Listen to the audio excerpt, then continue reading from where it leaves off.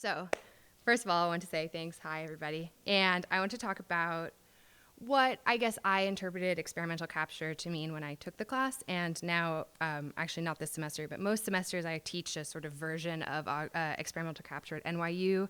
And as a little riff on Golan's title, I started calling it, experimental capture and release. Like, what do you do after you capture it? Where does it go? And so I'll talk a little bit about my work, what I was working on in this class, some kind of behind the scenes stuff, and then I wanted to show you some examples of how my students and I have been thinking about this sort of release aspect of experimental capture. And then we can either chat or you guys can show me what you're working on, or we can sort of play it by ear. Okay, so I'm gonna start super zoomed in. Does anyone recognize this image? Okay, if you don't, does anyone not raise your hand if you've never seen this image before? Okay, great. Wait, don't give it away to the people who've seen it. All right, everybody, if you close your eyes for a second and I say to you, imagine an apple. Okay, now open your eyes and which number on the screen represents the apple that you saw in your head? Let's do a quick poll. Who's at number 1? Who's I have a perfect, round, beautiful 3D apple? All right, who's at 2, 2D flat cartoon apple? This is interesting that it's breaking up by table too. All right, 3, it's just mesh, no texture. No one? All right, what, wireframe apple? 4? Is anyone 5? What do you mean see an apple in your head? Yes, okay, same. So I was reading an article a couple years ago that was talking about someone who had surgery that made him lose his ability to see images in his head. And then the top comment was shouldn't we be more curious about why he could see images in his head in the first place? And then everyone was like, what are you talking about? Everybody can see images in their head. And I was like, what is going on? So anyway, the guy who ends up discovering he has this thing called aphantasia, which is where you can't see images in your head, and starts basically asking his friends, oh, well, if I say picture a boat, for example, can you see a picture of a boat? And I think at that point I felt if I had asked somebody that, they would have said well, maybe, what does it mean to picture something? I guess the concept of the boat. And so I would ask someone okay, so if I ask you can you see a picture of a boat in your head? It blows my mind that your answer is yes and not let's deconstruct what that even means. I feel you're oh, I can conjure a sort of hologram of a boat, and to me that's magic. And this is how I learned that I super can't see images in my head and didn't know that anyone could. Still blows my mind. Anyway, so I feel this is relevant because I, much before I discovered this, got really into 3D scanning. And I think for me, 3D scanning, it was I was why is everyone not so excited about this? Imagine being able to see something after it's gone. What if you could take a picture of something and take it with you and turn it over? And I realized now that I may have been using 3D scanning as a little bit of a imagination prosthetic because I cannot reconjure the image in my head. And just a little bit about the word prosthetic. I was thinking about this as I was putting this together. I can think of prosthetic as, a fake nose or a special effects nose where you have a nose but you want a different nose. Or maybe there's the version of a prosthetic which is you don't have a nose and you need a nose. And so I was thinking about my work and I was I feel I sort of oscillate between the two. What does it mean to use a tool because you actually really need that tool versus what does it you mean to use a tool because you're all right, I have this nose, but what would it mean to have a totally different nose? So as you progress forward in your experimental capture thoughts, I feel thinking about the tools you engage with and whether or not you want to engage with it as the fake nose or the need for a nose. I think that there's valid projects can come out of either. Okay, more questions for you guys. Does anyone recognize these maps or know what they're referencing? My guess is the Chinese. Yes. Okay, this, I think maybe, I don't know if Golan showed you some spoiler alerts already for my work, but yeah, okay, good. This is made by an internet sort of forum collective group of people who are so obsessed with the film The Shining that which is the Kubrick film where he loses his mind and they're stuck in this abandoned hotel and he's opening doors and trying to murder his wife and, writing a novel. And so there were people who were this is also one of the most iterated on films of all time. Oh, is that the dishwasher? No, that's the Oh, nice. And Right. So like it's this sort of super iterated on sort of like a culturally significant film. And there's people who are so obsessed with this film that they decided they wanted to start making a map to sort of make sense of which door opens where. So they're watching the film and they're like, okay, I'm opening this door and it leads to this hallway, but you know, in this shot, it leads to this. How can we take this sort of fictional space and make it into a map? And then there was like a sort of an offshoot of these people who were like, well, actually, it doesn't make sense because in this shot, when you open this door, it leads to this, but in the other one, it leads to this. And then this like conspiracy theory where they were like, the Shining map isn't valid basically because it's like doesn't make sense in these ways. And people got really into this sort of thinking this through. But if you think about it, like it's a film set. Of course it doesn't like it's half of it is missing because there's cameras there. And I think that this is like a really sort of beautiful love letter to the film because people want to sort of hang out in the space after it's over. I feel like that's so much of a driving factor for this. And I was thinking about how, you know, technology might be able to help you hang out in a space after it's over. And so I was in experimental capture in this very class. We were working with photogrammetry and Unity, and I think we were using FFmpeg at this point too. Yeah. And so I took all of the still frames of the film, like the same frames people were sort of pouring over to find these maps, and I was like, well, I think I can do you one better. I don't even have to make the map. What if I start feeding these frames into photogrammetry software, and essentially software that says, okay, this is the same point as this, as this, as this, in the same way that, you know, you have two eyes, which is giving you like a little bit more depth. You have infinite eyes, suddenly you have this 3D model of the space. Here, I'll play this as I talk about it. And so this is a 360 video, so I'm dragging around. Here's my little mouse. And you might notice that the credits are sort of smeared across the model because each frame that I'm using to stitch together is just the frame of the film itself, which has artifacts of the film, including credits on it. And this sort of black space around the film here. Now you can like look backwards in film time. But basically anywhere that wasn't captured wasn't on camera long enough to be sort of significant for the space. And so not only does this end up being a sort of reconstruction of what's in the film, it's also a reconstruction of what's not in the film.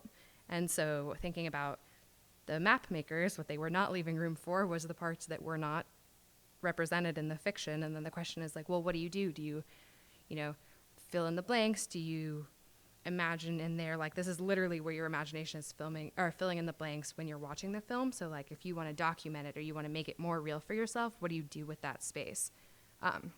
So for me, it was fun to just like look at that space and say, wow, a lot of gaps are being filled in our heads while we're watching this. But I think for other people, it makes sense to say, you know, how can I start to fill those in myself? I was watching an episode recently of Mythbusters that was sort of the tagline was like the most accurate reconstruction of the maze from The Shining, which I beg to differ on the following logic. Okay, let's watch a little clip of this. Decided to replicate it and figured out that it was exactly O scale, which would make all the sense in the world. Since it's surrounded by little figures, that's what scale a model shop would choose to build something in. It's an architectural scale for architectural models, and that's theoretically what that maze model was supposed to be in the movie. Right. The template for when they built the full maze in the fiction of the movie. And O scale is 1/48 and 1/5, which are the outside walls. And they're complicated because they've got this step back, they've got these columns, they've got these crowns. These crowns, by the way, I have some stills I took while making these. You'll love this. First, I took a long piece of 1-inch particle board. And he gets into the making of it, but I was trying to find the exact spot where they talk about essentially they're not able to see the full maze in the film, and so he starts trying to get the documents from the production company of like who made the film to find the map for like what it would have been. And so in that case, trying to sort of split the difference by saying like, okay, I don't know how to fill in the blank from just the fiction, so what if we go to the nonfiction side of things? What if we look at the way that this was constructed and start to fill in some blanks there? So I thought that was kind of interesting. And here, yeah, so like what it's getting rid of are exactly these areas, like the areas where you have to not know some stuff to use your imagination. Okay, moving forward. Another project I worked on, I think in part through this class, was looking at dead malls and specifically looking at places like, okay, now that if the sort of proof of concept is like you can take still frames and make a 3D reconstruction, and when you are using something like a photogrammetry tool, not only are you finding the mesh, but to do that, you need to know the camera position. A lot of the times these programs will do it for you, and you can export that along with the mesh. So that's how I was able to get the camera to like slide right back down the same path through the model, is because I've exported the model and the place where it thinks I'm like taking pictures from, which in this case is like literally the track that the dolly went down. Okay, so now that I'm like, wow, this is cool, you can sort of start to archive spaces. You can make a 3D model of something from film. I started to think about, you know, what does this mean if you think about it through the lens of like archiving or preservation or almost like tombs. And so I started thinking about like, okay, what is the, you know, Indiana Jones from the year 4000, or someone who wants to understand the culture that we live in now, or like a really specific, almost like almost irrelevant part of culture. Like what if we took 2000s New Jersey mall culture, which just happens to be personal to me because that's when I was going to the malls in New Jersey. But, you know, at the grand scheme of things, does this need to be archived and preserved? Will this be the subject of a film where someone's excavating? Might be a good film. I don't know. I hope so.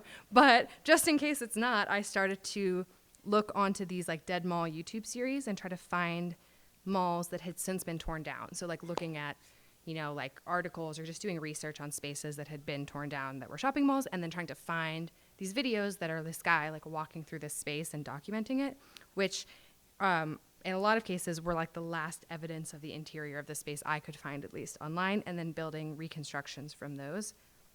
And again, you get these like super wonky, like not necessarily geometrically accurate reconstructions, but what you get is like a very sort of subjective map of this space, because suddenly the negative space isn't like what didn't exist in the set, it's what someone didn't care enough to show you. So we've basically subscribed to one guy's documentation of this space that now is maybe like the last documentation of this space we can get. And so something I think I'll talk about a little bit today, but like what data loss means in art or in experimental capture. And I think a lot of the times, if this was a scientific model or an architectural model, yes, this would be like non-valid. You would have lost too much data. But sometimes you're sort of adding a dimension of understanding, even if it's like less information on the screen. So here, the information that we're getting is where he was looking and where he wasn't. And so his voiceover, his narration, wants you to look at the American flag. That feels like the important part of this. What we're seeing less of is like what's on the wall behind him, for example. Or if I go forward, there's this moment where he sort of zooms in on a certain sign or like a certain department store, and then that becomes the higher resolution model or the higher resolution image in the capture. And he's sort of exercising a lot of, I guess, like subjective capture when he's in this space, whether or not he realizes it. And I think that's super interesting, because when you're on the other side of that and you're the one who's looking at this thing that was captured, you're like at the mercy of the capturer. And yeah, here's, I think, maybe the example with like, there's like an ATM that he sort of zooms in on. And so this sort of set me off out of experimental capture class and into being able to show this in sort of art contexts and learning how to talk about it and learning how to like maybe pull images or make prints or start to think about these spaces as visual compositions as well. I'm going to just talk about one more. I feel like now all I'm talking to you about is 3D scanning. But one more project I want to tell you about was also set in New Jersey, and started to get at sort of the next line of thinking I was really doing with this work, which is like, okay, so now we know we can reconstruct a space, and we know we're sort of at the mercy of the capturer if we're working with essentially like archival or found footage. So like what happens if someone doesn't know that they're capturing something? So I think in the Dead Mall series, the premise really is that like it's someone documenting these spaces that are like at the end of their life. But in 2012, there was this really big hurricane that knocked this roller coaster off of the boardwalk and into the ocean. And this is like not a very significant event for anybody, but my brother and I would love going to this boardwalk and taking this roller coaster. And after Hurricane Sandy, which was in 2012, they sort of used this image to like, it's kind of visually very stunning to sum up like the destruction of hurricanes. And they were like, look at this, like the fun roller coaster that was once rideable is now damaged in the ocean. And it looked really dramatic with the flag, and people were like, wow, destruction. And I was like, you know, this is really sad, not because like, you know, it's this very poetic image, but also it's sad because I really liked riding that roller coaster. And so I had a hunch that maybe other people, not a lot of people, but some people may have cared about that roller coaster too.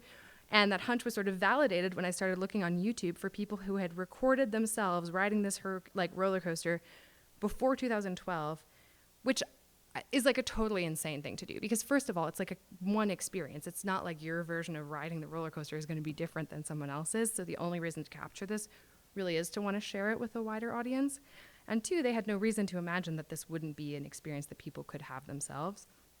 And so really captured for no one, or captured for love, or whatever you might project onto this person's YouTube video, this footage ended up being more significant after the thing was destroyed, because, drumroll, I used the footage from those videos to make a VR reconstruction of the roller coaster, which was super janky, because here's like a video from that. I don't know if the audio is going to work on here.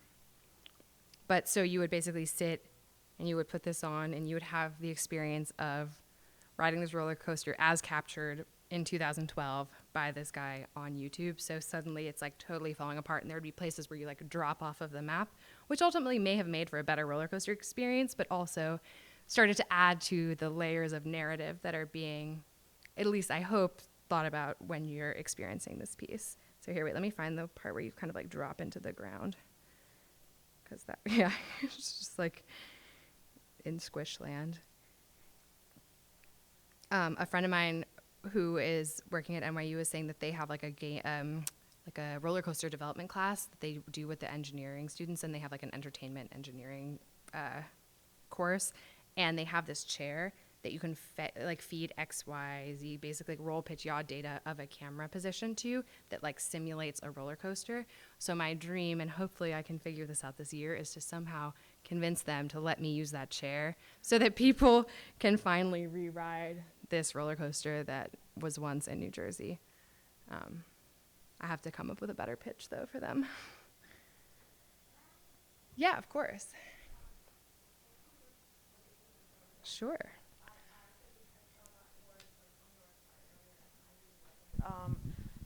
Yeah, I was just curious if you can just maybe explain a little bit about how the technical process of like this translation between video and 3D. Yeah. Yeah, absolutely. Let me see if I have some images to talk about that, but I might have to pull them up. But essentially what I was doing was taking, for the example, for like YouTube, there was also, like, I feel like it's very recreatable. There used to be this thing called YouTube DL. Like, if you typed into your terminal command, you could just, like, rip a YouTube video. I since suspect that it doesn't function, but there's other tools that have popped up. There is a tool very, very similar that Yeah. Okay, I feel like you are now the expert YouTube downloader, and I'm going to follow up with you about that, too.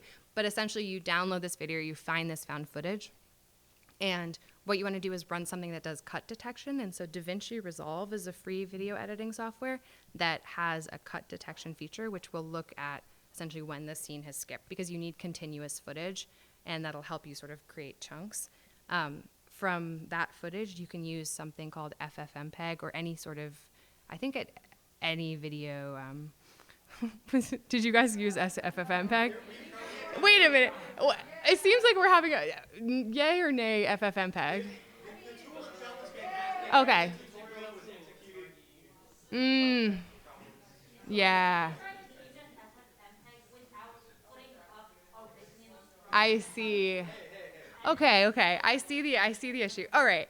I feel like FFmpeg without context would be like trying to do something with a blindfold on, but given the spatial map or some sort of piece of understanding, you could totally use it. But there's also other tools that essentially have just created a graphical user interface for FFmpeg, but it kind of depends on how you want to go about it. Anyway, that's funny. I feel like it is. I love that FFmpeg has like a mixed reaction. It's a pretty controversial topic, but sorry, I feel like I keep losing my train of thought. But essentially, you have your film, you have broken up into different cuts. You want to export single frames from those, and FFmpeg will let you do that, but so I think Premiere. You can say like export as a PNG sequence. You want to take your PNG sequence and you want to bring it into a photogrammetry tool. So that could be like Metashape, I think is one, like Agisoft Metashape. There was one, I can't remember what the other one is called right off the top of my head. Oops, what am I thinking? It's not Reconstruct, but it like is some name like that. I'll think of it and send it to you. And so, but then here's the important part. Once you've reconstructed this, you want to export not only the model, but you want to export the camera positions that have been calculated from your photogrammetry process. And then I bring those into something like Unity, and I take a camera, I make a virtual camera in Unity, and I basically say, okay, use each of these points of camera data as like a spline. So be a line, like a slide almost, or like a roller coaster that's defined by these points in space. And then I want to send the camera down that path and then export what's coming out of that camera. So that's the process. Yes. Why is it your mesh is not supposed to triangle? Thank you. That. Yeah. No, totally. I really appreciate it because I did put a lot of effort into that. I think a couple things. A lot of the times when you use like lighting or anything that's creating shadow from vertices in your mesh, or like shadow from bumps, it'll start to get really like balled up tinfoil looking. So I'm rendering everything with flat, like no lighting, essentially just the image texture coming out of it. And then I am also going in and like cleaning up edges and doing in the 3D, like basically after I export the 3D model, cleaning up that model as if I was using it as like an animation asset. And then also, so like when you're exporting from photogrammetry software, you are getting your mesh and you're getting your texture. And usually the texture is this like totally crazy patchworked thing. And if you have any artifacts or sort of any edits you want to do, you can essentially like go into the texture itself and start cleaning that up too. So there's like a couple different angles you can get into fine tuning the aesthetic that you're looking for. Whoops. Yeah. And so I feel like I started to get into this kind of like watercolory vibe. And that's with the texture maps. Yeah, exactly. And like starting to get painterly with those.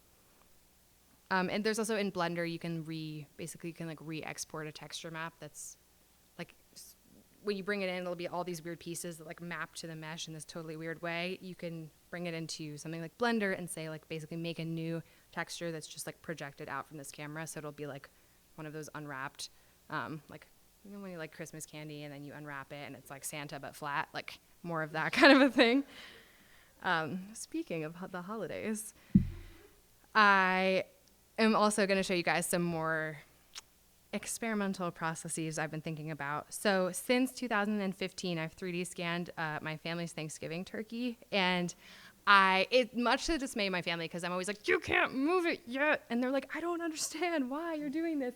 But I had this idea that I really wanted to write like a SIGGRAPH paper, write like a computational paper that was like, you know, examining casual photogrammetry through my Thanksgiving turkeys over the years, because you start to really see how much better these tools are getting. So if I may, I think this is 2016 turkey. This is, okay, also my dad was going through a phase where he was putting bacon on the top of the turkey, which is why you're going to say, why is there bacon on the top of the turkey? And that's why.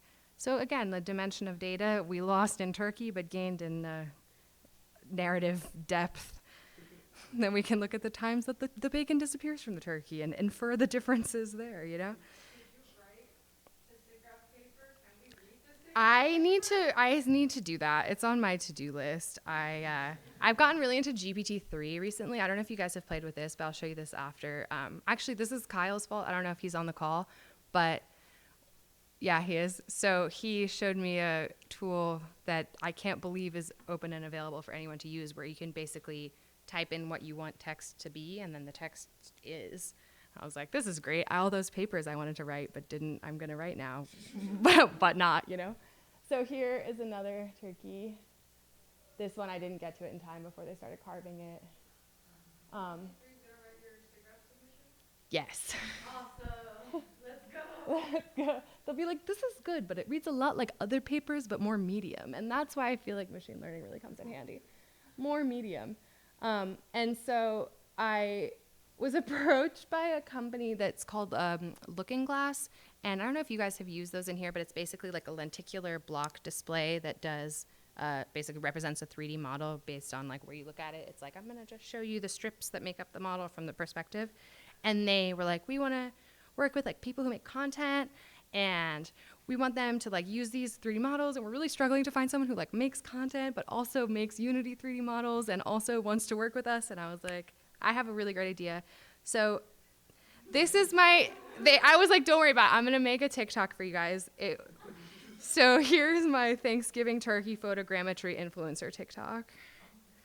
Let's go. Okay. Is that gonna be full screen? Let's see. Ranking my 3D scan Thanksgiving turkey holograms. Okay, this was this year's, and you can see it got a little bit burned on the outside, but other than that, I think the model looks good, so I would give it a solid 8 out of 10. 2019, the 3D model looked immaculate. Look at that, you can see the veggies inside of it, but when I loaded it into the hologram, I lost the texture file, so it turned out blue, so I'd give it a 1 out of 10 for a hologram experience. So 2018, I think this was a strong year for the turkey itself. As you can see, the skin was super crispy, the turkey was great, the hologram looks amazing, 10 out of 10, great Thanksgiving. 2017, my mother started carving the turkey before I got to photograph it, so I was really upset. 2 out of 10 for Thanksgiving experience, but 10 out of 10 because the model looks sick. 2016, you can tell now the technology like took a leap forward in 2017 because this is way lower resolution, looks bad, 3 out of 10. 2015, I don't even know what was going on.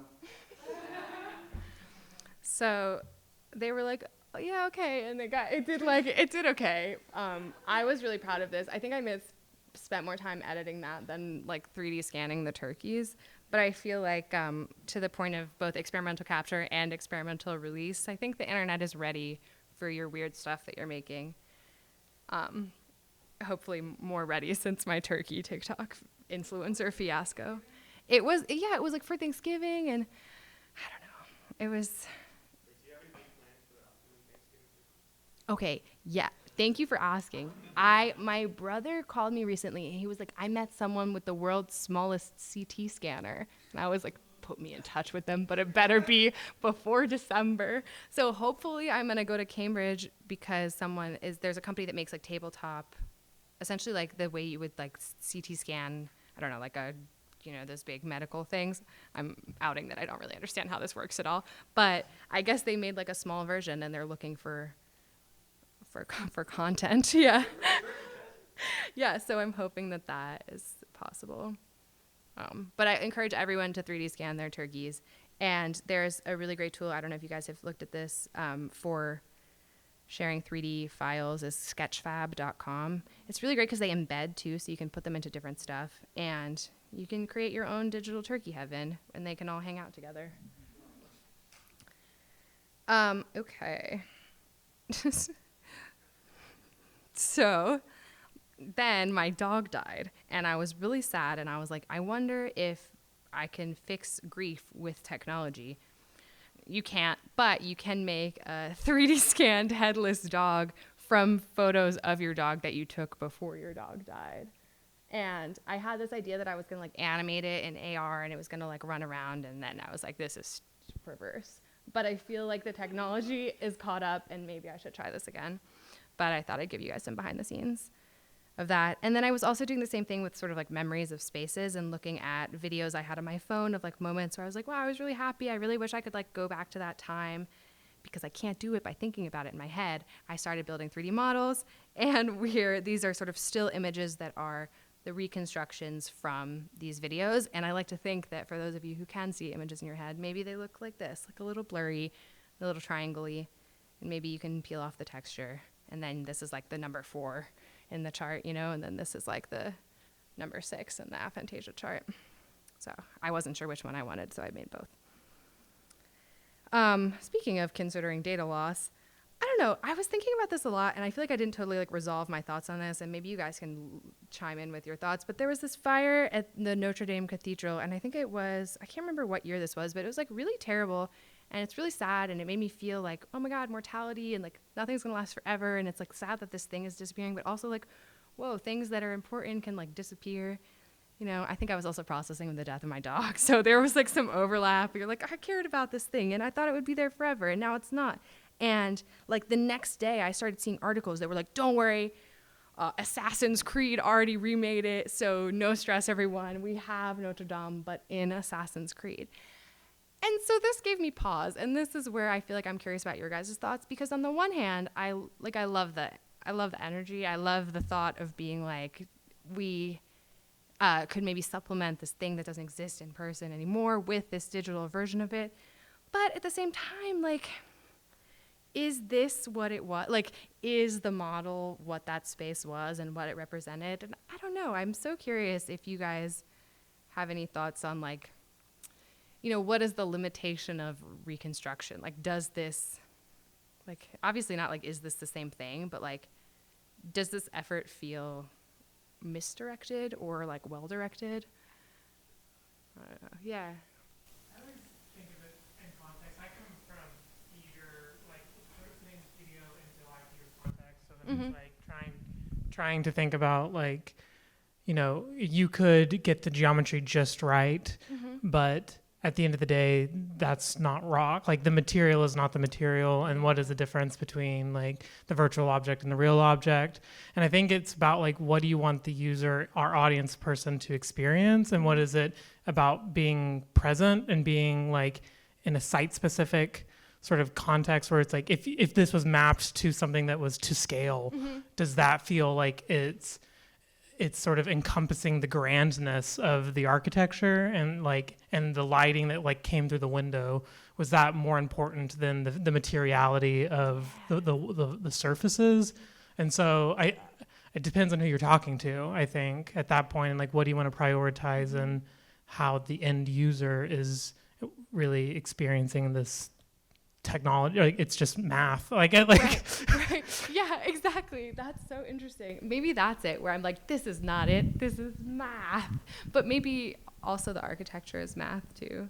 Maybe I think the thing you were saying about how it's interacting with the light and how it's interacting with people is really interesting, because that is, like, something I think that there's, like, versions of VR and there's versions, like, I think that the most generous assumption for the metaverse is that it wants to be that.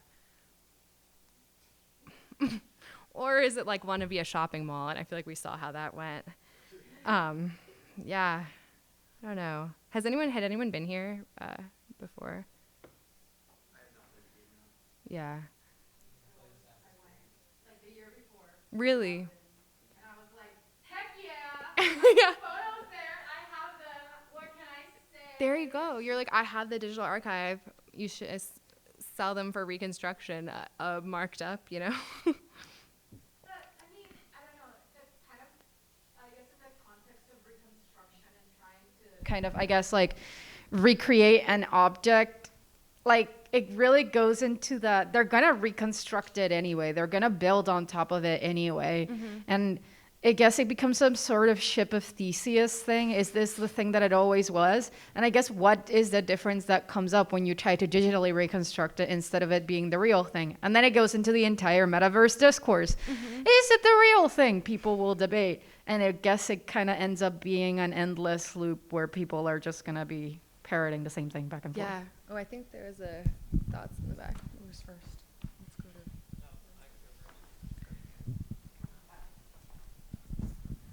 I think until the technology is there where everything we experience is identical to what we'd experience in the physical world, then it's not going to be the real thing. At best, this is maybe like an architecture, like a Rhino model of the actual thing that you could use to reconstruct it, hypothetically to exact specifications. But until the virtual reality tech lets you experience everything 100% like reality, it's not going to do it. Also, if we have more mics, we can have, like, a dueling conversation. You could just talk over each other. Yeah. I guess what I'm thinking is that, like, nothing's actually static in the way that, like, we sort of conceive it to be. Like, people aren't static. Like, I'm not the same person I was 5 years ago, but I'm also not the same person I was 5 seconds ago. And, like, similarly, this building has experienced a fire and it's going to be rebuilt, but, like, before it experienced, like, rain and people walking, and one of those things we view as, like, a destructive act, and the other one we view as, like, nothing's changed. And I think that people, like, in order to just, like, not go insane, we sort of construct ourselves as as an entity that exists second to second, because we can't really conceptualize dying every single second and being a new thing without like going insane. But that's kind of probably like, I don't know, it seems like that's more how it is. And so I guess we're just sort of trying to pick a degree of change that we find unacceptable, but isn't that really just like a human notion, because we need to construct ourselves as something that when little changes happen, we're not different, but like when big changes happen, then suddenly we are. Yeah. I find this actually pretty funny because it's like the intersection of two very different archival efforts, because in my mind, I'm thinking more about specifically the game and how that like people had to design Notre Dame and integrate it into that environment for a specific purpose, and that purpose is what guided the decisions made in the design. And of course, I'm aware of the great lengths people will do to basically deconstruct, tear apart, archive like games and components of video games. And I feel like at some point, like like Assassin's Creed as a series has probably touched enough people, and you know the ISO files are like, you can pirate the game and there exists a good archive of it.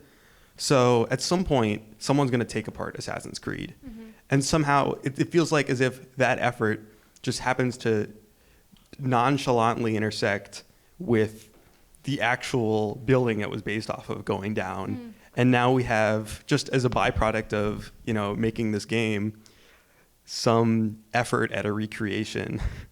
And if that's what's left, that's what people will gravitate towards. Yeah, did you have a comment in the back here? Can you pass the mic? Oh, sorry. Thanks. Sorry, tell me your name. It was, I was going to say, like, what I found very interesting is there was, like, a big call for proposals right after to, like, ask architecture firms and, like, just people to, like, redesign the spire. And the argument was, like, there was, like, this whole debate because the spire was, like, not the original spire, because I think it was set on fire multiple times throughout history, and and it was like rebuilt differently every time. So it was like got me thinking, is the Notre Dame really like a symbol of like history, like we're just trying to preserve it as is, or like is this like living mutating thing that kind of like carries a piece of history like from different time, and like we're just like the fire happened and it's just our time to leave a mark. So.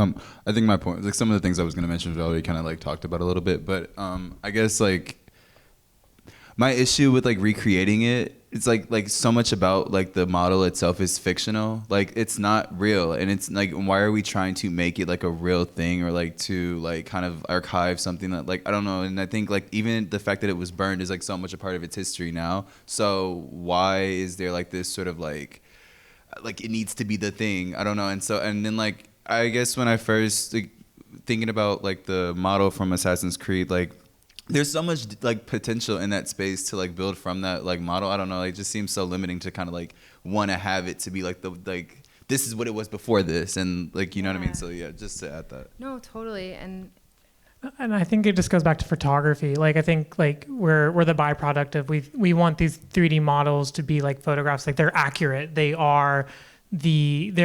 And I think we're gonna, just like how photography, we finally stopped depending on it as authenticity, and that was what we craved from photographs.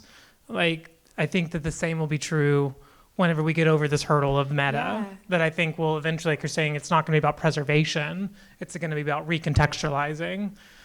Yeah, completely. And I think the way I feel like all your comments are really making me think about this too is that in a way, even the earliest examples of photography were, you know, there's like ghost portraits or death portraits, or like the memento, or this idea of like, well, not to overly simplify history's conflicted feelings about grief and mourning, but like, I don't want to let go of this thing, and can I use this tool that's maybe science or maybe bigger than me to like hold on to something or preserve it or show it to someone? And I think that there's like a million super valid efforts in there, but sometimes like the sort of outline of the thing you lost is actually a better way of showing how much you cared about it than to like perfectly reconstruct it. And I feel like this this sort of effort to be like, no, it's the same, it'll be the same, like you don't have to feel anything. Technology will fix it. I feel like it feels like sort of the experimental capture, and the way that I feel like Golan was really framing it for me became about how do you fight that by saying like, what if this was a tool that like assisted you in feeling those things or helped you tell those stories or like embrace the data loss because you're misusing a tool. And I think that to me was like the really sort of inspiring takeaway from a lot of the stuff we were talking about in this class. I want to come back to this conversation, but also I want to show you guys more. I'm going to kick back off because I think it's been 15 minutes and I think everyone is back, but we can start slow and ramp up. Okay, so this kicks off section 2. So section 1 was like, wait, you guys. So section 1 is like, I'm going to tell you about stuff I've been thinking about and how I got there. And now section 2 is I teach a class sort of similar to Golan's class with this sort of focus on how do these things that you've experimentally captured live in the world. So I wanted to show you and maybe inspire some examples of like student work and work that I feel like I look at and am inspired by, to maybe help you on your quest of coming up with final project ideas. So real quick, I wanted to share this resource and article, which is the Photo Museum in Winterthur is a museum that does like a really amazing curatorial job of showing contemporary like weird digital photography. And they, I think, have the same sort of feelings about experimental capture as being a form of photography that Golan and this class and myself also have. And so they've, like a lot of projects that I've found that I've referenced to students or like looked at in my own work, I've found by like perusing their website. And they also have a really great series of essays, and they have different people come in and do different writings, or sometimes they'll have people like give video tours of their desktops. They're just like super creative and interesting. And they published this small piece of writing about like the screenshot through the lens of, and it's interesting, sorry, the one other piece of information is that Switzerland and the location of this museum is very like traditional art, and they're like black and white photographs and like the photographer and like landscape photography. And there's this sort of faction of the museum that's the sort of new media version of that really is pushing against that. And it's creating this really interesting dynamic between, you know, what they're thinking about through the lens of photography and what the rest of the space is. And so by situating these conversations in this more like sophisticated photography traditional space, I feel like the work they do is great. And so right here they are, they had this sort of whole debate about the screenshot as a sort of element of photography in the same way that, you know, like the digital image is. And I thought it was a really sort of interesting breakdown, and I never really thought about it. And this short text, I think, gets at something that we touched on here, so I wanted to just like pull it up. And that the sort of the screenshot comes out of the like multitasking and the necessity of the smartphone to be everything at once and to constantly be a sort of dynamic object in our lives. And like every time you refresh and every time you check it, everything is sort of ephemeral and disappearing. And so the way that you capture these dynamic moments that happen digitally is through the screenshot. So it is like photography for your sort of digital view on the world. And it can really be leveraged that way. Like it doesn't just have to be, you know, a way of keeping receipts or a way of documenting something. It can be the basis of a photography project if you want it to be. So that's my little pitch for thinking deeply about screenshots. And this, I want to show you guys some examples, and I think some of these images, hopefully they all load, but the last time my students and I were talking, a lot of people had expressed the sentiment of feeling like, whether it's the pandemic or just like general exhaustion and like life feels really hard, getting up and going to a place to document it or to do the experimental capture on site is hard. And I think that there's like super valid reasons that you should do things that are hard. And also there's, if you can sort of creatively find a way to do experimental capture without leaving your bed, like the ideas better be really good, but that's like a totally valid way of thinking about this. So hopefully this is like a Golan sanctioned argument for not only do you have to go somewhere, but you can like go somewhere without leaving your bed. And one of the best examples was actually a student who, I think she was like a year or two under me, named Connie, and she did this project where she was talking about, did he show Connie's postcard project? Yeah, it's just such a great thing where she was like, I want to write letters home from all these exotic places, but like I'm not traveling, I can't do that. So she created a a Chrome extension, I think, that sends a postcard from the website that you're on that are like, greetings from like Wikipedia, thinking of you, and it uses that sort of same aesthetic, and you can automatically, or like you can send postcards in an automated way from the browser. So she was like using that to do this, and I always thought that was such like a, I think that it goes back to the idea of like prosthetic versus prosthetic. Like it's sort of, you can't really have this experience that you want to have, which is traveling. Like what's a experience that isn't trying to be that, but instead looks at your current reality and is like, what's something that would make your current situation maybe even better than traveling? Okay, so this is called landscape photography from bed. So here are some ways that you could accomplish this. So first, I want to talk to you about some virtual landscapes and ways that you can start to set up a more traditional landscape photography from bed. Have you guys encountered the term like machinima or in-game photography? I don't know if you've ever taken a class with Paolo Pederocchini. He talks about this sometimes. He's works in the sort of experimental games art space. But machinima is a sort of type of video art that is shot entirely within a video game using that world, but like directed. Does it exist as like that is a term and that is its definition, or machinima to me exists as this kind of like failed media conglomerate for internet that was trying to make a business out of those kinds of videos? That's an interesting question, and I don't know the answer, so let's look it up. So the use of computer graphic engines to create cinema production. So I guess they name themselves after the process, but there's some really interesting examples of this. And if you start to think about the games that you might play now, like they really are these like virtual sets. And my friends were playing Elden Ring yesterday, and I was like, wow, video games look amazing these days. Another category you might think about are in-game interventions or performances. Like you actually have autonomy in digital spaces. You can choose to use those tools the way that they're presented, or you could stage a protest in Club Penguin, like this example of these kids who had an anti-Trump rally in Club Penguin around the election time. And I think that this is really great. It's a good reminder that like the spaces you're in, whether they're virtual or physical, you can reorganize and do things that are memorable towards people. You can also make site-specific installations, whether that's sculpture in Minecraft, or you can use the tools that you're working with in the games that you're encountering and modify them for artistic means. So this is a super famous project by Corey Archangel that's called Mario Clouds, which is what you think it is. And the lore of this project is that it was the original Mario game that they sort of went inside and took out basically removed the code that created everything but the clouds. And so when you put in the cartridge and you ran it the way you would play the game, instead you saw this art piece that was just clouds. There's since been some inklings that maybe, do you know this story? Yeah. Yeah. Which I'm disappointed by, but so maybe it wasn't really the process that was originally told. But I think that, I don't know if this is really the good takeaway, but like if you have a really good story, it'll hold for a while. Like this piece got a ton of traction, and I think it's because that was a really good story.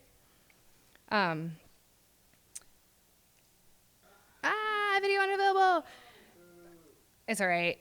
It's just 24 hours of Andy Warhol filming the Empire State Building. So.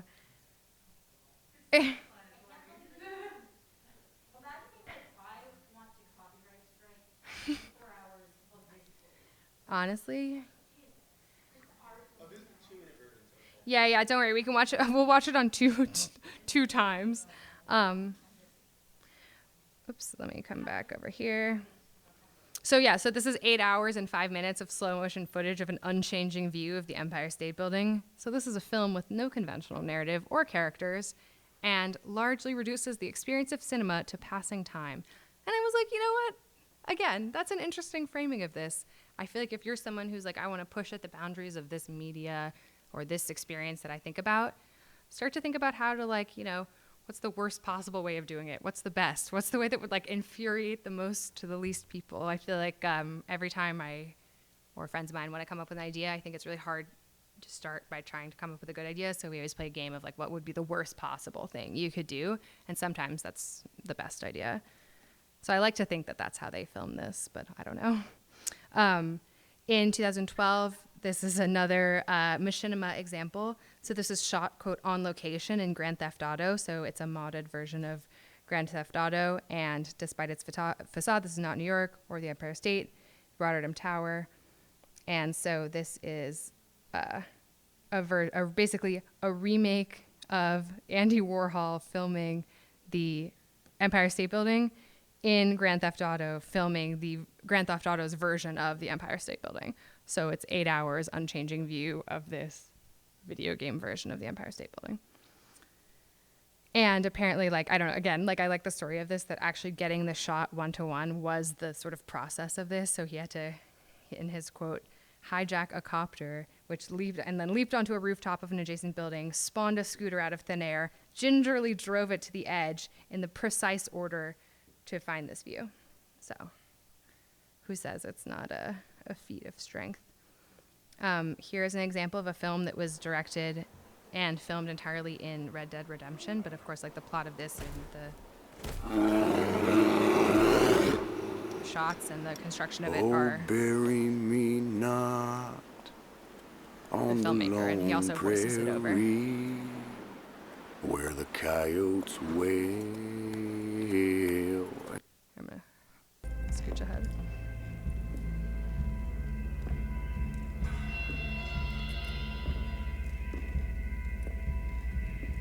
Right, suspense, intrigue, cinematography.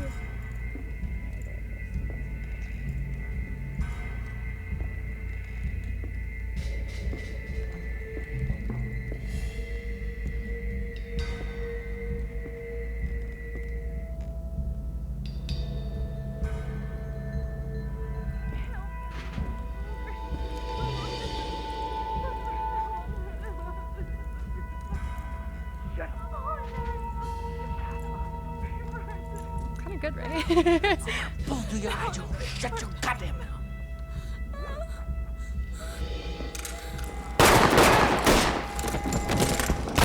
Anyway, so I feel like this is maybe if any of you are thinking about making films or making theater or doing some sort of stage production, you know, what if you start thinking about other spaces to do that in? You can voice it over, you can do your own audio.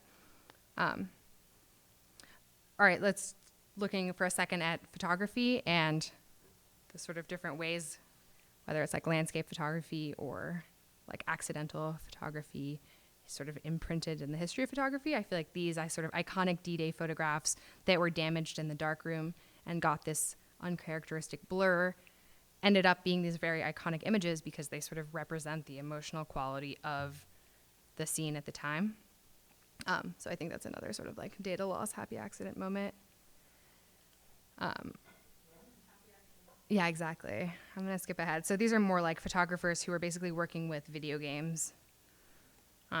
Here's a classic. Ansel Adams is like the classic American landscape photographer, makes like beautiful black and white images of the West.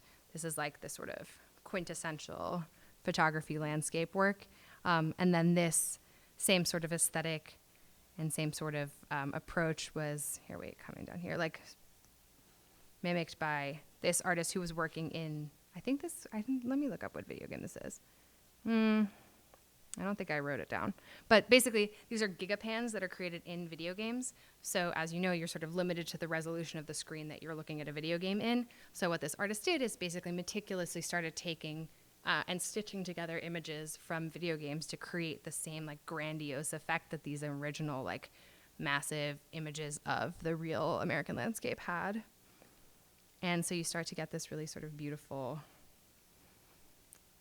photography quality.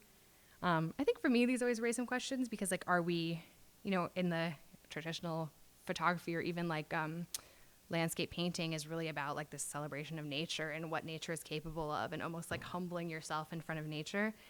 And I don't know if they're really thinking about it through this lens, but I always feel like in a way they're sort of humbling themselves before the developers of this game because like there really are the artists who put these together and it is really like awe-inducing when you look at it. And so I'm always curious about the relationship between like the artist who made this landscape and then the photographer who's like capturing it and what that dynamic looks like.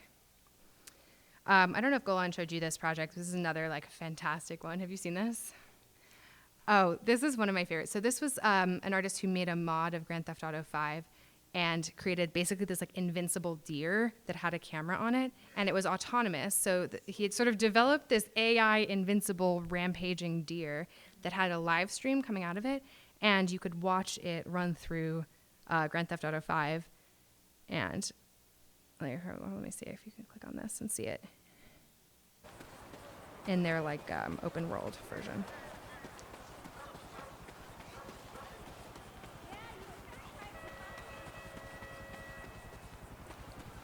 I'm gonna skip ahead. Hey, we should grab a drink next week. No, I'm staying in room 314. Yeah, let me see if There's a problem with my loo. yeah, let me see. You total douchebag! It's just invincible, like you can't. Cocksucker! No way! Just get fucked. You fucker! Fuck you! You unenlightened fool. And like, I don't know, I feel like Cocksucker! I feel like there's some real depth to this. Like, You total douchebag! the idea of like this unchanged, You unfazed fucker! animal where it's not supposed to be, and all these people who are people, I think, in the game, just trying to beat the shit Cocksucker. out of it. Just You get don't fucked. I think You fucker! these are NPCs, but I want to You say maybe. unenlightened You total fool. douchebag! All right, this is a self-plug again. I feel like I got really into Grand Theft Auto and was thinking about like image averaging, and it's just a process of like, if you have a bunch of images and you basically find the average pixel between all those images, what you end up with is the things that like are in the same space over those images are like clear in resolution, and the things that are changing are blurry because you're getting this average of the difference of the pixels. So with footage from a video game where you have one character in the center and the world is changing around them, if you take an average of those frames, you get the character with more resolution, for example, like the car, and then the world sort of changing past them. And in a way, you're sort of getting more information about the space than you would have in a video, or you're sort of condensing down that information, which I got very into and started making these images that I felt like looked like paintings. Have you guys taken a class with Angela Washko? I feel like she is someone who also does really amazing work in video games and created a council on gender sensitivity within World of Warcraft, and started having these like really sort of interesting and unexpected conversations with other players in this space that they wouldn't have necessarily otherwise like had these conversations. And it was specifically around asking players who were like female presenting in the game but might not have been in real life, like what sort of was making up the difference. Were they like, was that an experiment, or was that sort of like, what was their relationship to femininity and to women that they wanted to play women in these games? And that sort of spawned these very interesting conversations with these players.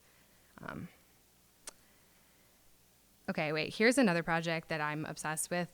First of all, did you know that Minecraft has like an entire like research basically department? Here, hold on, what is this called? It's called Unreal Urbanisms. Let me find this. But they give grants and have like researchers who do sort of studies within Minecraft at this like very academic level. And you can look them up and they're like all fantastic. And so a lot of it is about like simulating urban planning, or sort of like building different sorts of like essentially like tests or simulations like within Minecraft. And so this is someone who made this like unbelievable like architectural research paper around city planning, but in Minecraft.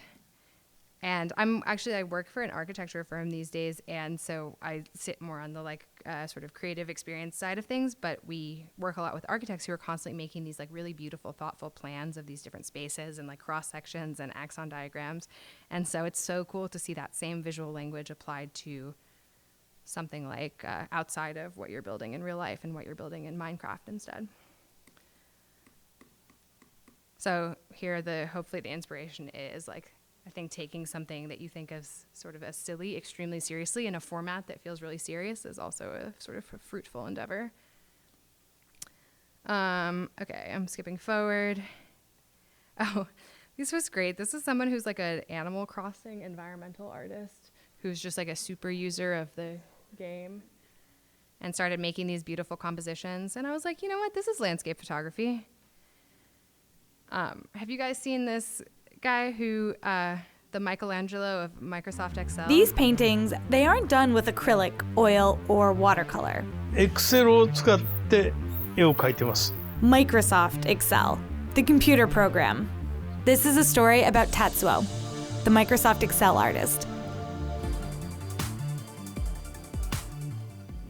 Yeah. 私はね、堀内達夫と言います。77歳です。 When Tatsuo retired, he decided he wanted to paint. But there was one problem. He was cheap.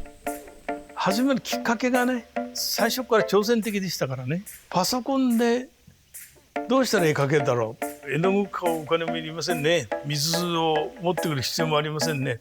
He didn't even want to pay for an art program. So he used what was already on his computer. そういうね、ケチな考えからね、Excel がいいなと、安いプリンターでね、これだけできますよ。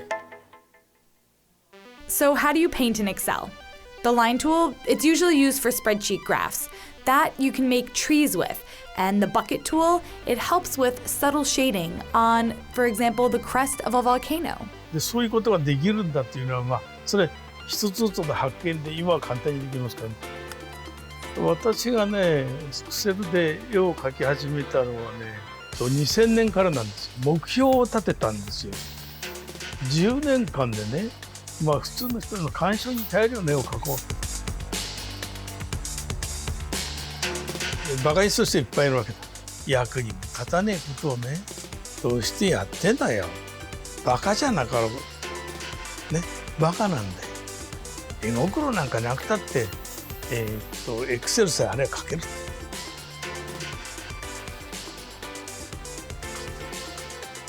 絵というのはね、なかなか売れないんじゃないの？一瞬わかりませんけどね。私の絵をね、これ買ってくれる人がいるとね、実にありがたいんですけど。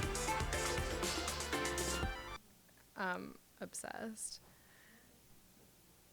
Also, so talented, and I feel like it's so funny to hear the sort of humility with which he talks about this extremely laborious and tedious process. But I really like that idea of like if you let go of efficiency and you let go of doing something for the reasons that it makes sense, you can end up with some really beautiful work.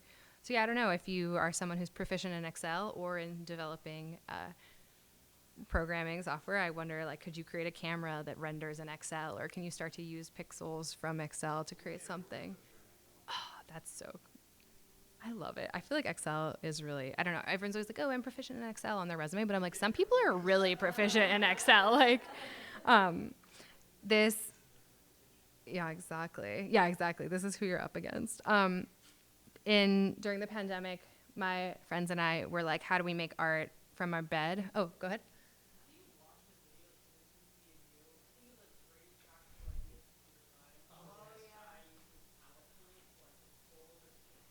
Oh.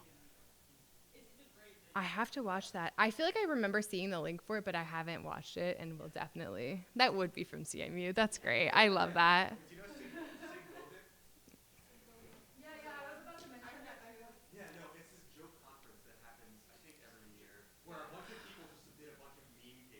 Yes. I am a huge proponent of taking things way too far. As you know, my friends and I during the pandemic realized that I think we were missing in the studio for creative inquiry and like these spaces, and also realized that the barrier to making your own media lab had never been lower. You just needed to make a Discord.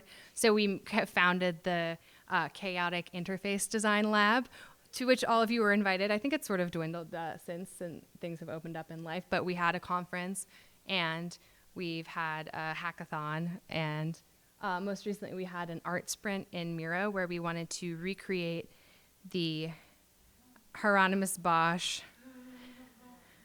Garden of Eden in Miro. So this was made over, I think, like only 3 or 4 hours. There was a bunch of people helping, and what we did is we had the original painting here as a reference, and everybody sort of like picked sections to start to recreate. So we used everything from like DALL-E and machine learning images to like clip art and Google searching, and some people were making drawings. And here, wait, let me find the one where they're side by side, because you start to see these like extremely great ways that people are. So I feel like one could frame this as experimental capture if the capture system was like playing telephone with your friends through a painting. So I really like these sort of three people here. And then here, this looks like a doll-eyed cat eating a mouse, which is here. This is great too. Here, lots of women or men drinking water, which I think are supposed to be like these things. What else? Oh, here's this like furry situation, which I think is like over here. It just goes really deep. Like there's the Epcot ball, right? And like here, I really like look at this, where like I'll find a moment and be like, what is this?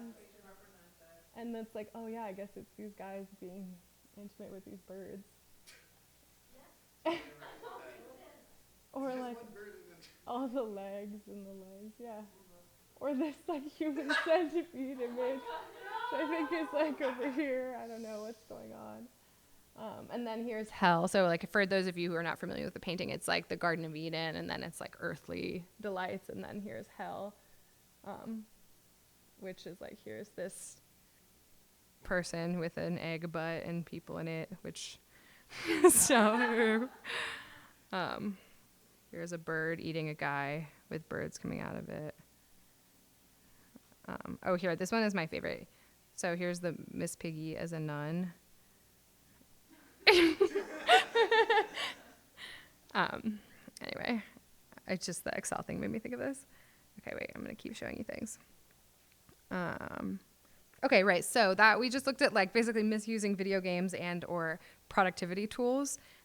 Found photographs or collecting data can be another way to think about taking landscape images without leaving your bed, whether it's perusing Google Street View or looking up OpenStreet cameras. I don't know if you guys have ever gone on that journey, but there's a ton of essentially like street cameras that you can look into, because either they like don't have passwords or because they are public, and there's a lot of websites you can, if you just Google like OpenStreet cameras, you can start looking through them. This is a project that someone started where they would just pick up images they found on the side of the road, like that someone had either thrown away or dropped, and started archiving and collecting those. And it's turned into this like whole project. Everest Pipkin, who was an MFA student at the School of Art here, has this beautiful book of photography that are just like the watermarks within Google Images or like Google Street View. And so what you get is this like sort of both landscapes and the artifact of Google, and these like weird moments that the mesh and the images don't quite all add up. And it's this gorgeous book of photography. Yeah, here too. So like just looking for these timestamps, you can start to imagine why Google feels like they can copyright the sky. I feel like Everest has a lot of really beautiful projects that fall into this category. Another real favorite of mine is they created this program that does OCR, which is like optical character recognition. So the way we're now, I think if you have an iPhone, if you take a picture of text, it'll like convert the text into text. It's basically a system for looking at letters that are pixels and making them letters that are text. And so I think what Everest is doing is taking images from the sky in Google Street View and then running those clouds through optical character recognition to like see what the sky is saying. And a lot of the time the sky is saying stuff like this. I just think it's such a beautiful idea. And there's a website, it's interactive, you can go to. Whoops. Oh, here's a website to do optical character recognition if you want to try it on your own images. But here, let's see if it still works. So you can sort of pick somewhere and then see what the clouds are saying in that area.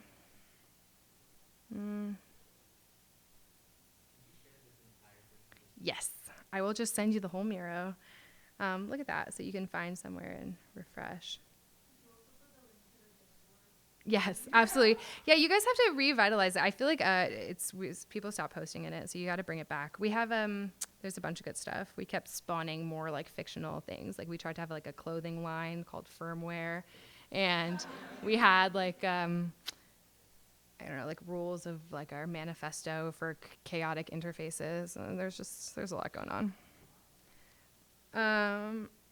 This John Raffman is an artist who I feel like is always just quick to do the good thing, and you're like, damn it, John Raffman, once again, you did well. Have you encountered Nine Eyes, which is a blog of basically like photography from Google Street View, and he captures these like sort of bizarre moments that get captured by Google Street View cars. For example, this clown getting out of this van, or this rock that looks like a frog. You can also look at satellite images to do lots of different things, not just find interesting photographs. You can start to find animal feeding lots. This is an artist who's been working on taking satellite imagery of feeding lots and photographing it to start to give people sort of almost like a data visualization of like what's happening, but the data is like what it looks like. Really paints a pretty nasty picture. Mimi Onuoha is one of my favorite artists and does this project where I believe she takes family images or like images of herself and starts reverse Google image searching them to try to like, you know, find her digital family, like who does the internet see as being like her, and starts to get some really interesting results there. And all her work is fantastic. If you want to look through it, I'll send you guys all of this. I feel like Golan maybe showed this one. Yeah, with like the sun. Love it. What about this? Jill Majid Evidence Locker. Do you guys look at this? Yeah, she like, I feel like it's funny too, like looking at this project with more, you know, more contemporary light. But, you know, she basically befriends police officers and have them film her because there's just this like massive surveillance system that was just set up. And creates like a weird sort of performance art piece where she's talking to them. Okay, this is like one of my favorite projects of all time. This is called A Field Guide to Roadside Wildflowers at Full Speed. And anytime someone is like feeling sad or feels like art doesn't matter, I send them this because it like doesn't, and it's so beautiful. So this is someone who created a field guide. And you know, like a field guide usually shows you an image of a flower or like an animal or a plant, and you can like read about it to identify it if you're looking for it. But this is how to identify plants as they go by in the car. So if you're driving at full speed and you're looking out the window and it looks like this, it might be this shell leaf pestamon. And it'll tell you descriptions, for example, like where you might find it, what are similar species, bluish, palish smears of colors. Here's another one, St. John's wort. Here's what that looks like at full speed.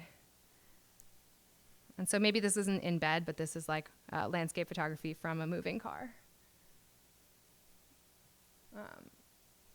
I'm a big fan of Norway's slow TV. I feel like that's, if you guys haven't gone down this rabbit hole, is really lovely too. I think Norway had a local TV channel where they basically just stuck a camera on a boat or on a train, I think was the first one, and drove it through Norway. And like at the start, you know, no one was watching it. It was like on their public access. And by the end, like the entirety of Norway was watching it and coming out of their house and like waving and like seeing this thing. And it suddenly became this mechanism for interacting with your environment and knowing your neighbors and seeing the place you live. And I think it's such a lovely and beautiful project. Okay, and then my last project I'll show you guys is, there's a bunch of projects like this since, but this was a woman for her, I think it was like for an undergrad art project, decided to fake a vacation using Photoshop and Facebook, and basically like uses the sort of aesthetic of and the language of and the sort of artifacts of going on vacation to like insert herself into all these scenes and like tricks everybody into thinking she's on vacation. Here, wait, let me find this. And I had a student of mine this past year was really inspired by this project and did something similar and faked through Instagram story this whole like crazy narrative of this vacation she was on for her friends that kept like taking all these weird twists and turns until they finally were like, where are you? Like, what's going on? And she was like, just kidding. This is all been fiction. And the way that she like documented it was fantastic. I have to find her project. Here. Where is it? She has like a breakdown on the original page of like how she made these images. Oh yeah, here. Right.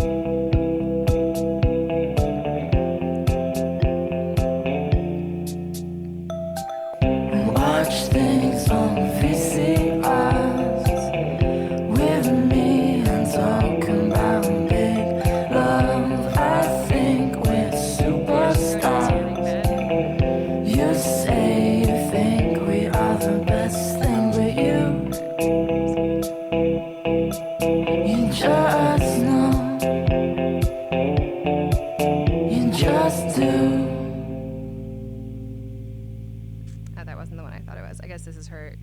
maintaining a fake tan for the project, but there was one where she is like in a pool at like her local community pool and like shows this whole Photoshop process. I don't know. Anyway, okay, so that kind of trailed off because I'm annoyed that I can't find the picture I wanted to find for you guys, but I hope that that sparks some inspiration for you all and gets you thinking about the ways you can and don't have to leave your beds to make good art. I think there's a little bit more time left in class, and so I was wondering what makes sense, and we can sort of like I'll do like a show of hands for one. Like one is we can kind of continue the discussion we were having. I feel like I'd love to hear from you guys about your thoughts on some of the conversations we had around like data loss and tools and misusing them. Or we can take the rest of class for you guys to start brainstorming and doing some sketching around your final project ideas, and then I can like come around and chat with you guys and see where you're at. So let's do like brainstorm, starting project idea, hands raised. Project idea? Yeah. Okay, versus like the class discussion, thinking more about data. Okay, let's do the second one, or the first one in the second part. And yeah, I don't know if Golan had you guys do any sort of like write up or start sketching an idea, but maybe I'll be the Golan of today and say that why don't we take the rest of class, whether it's like on paper or on your computer in your head, start like stream of consciousness, writing down some ideas and things you're thinking about, and then I'll come around and chat with you guys. Thank you guys so much. This was so fun.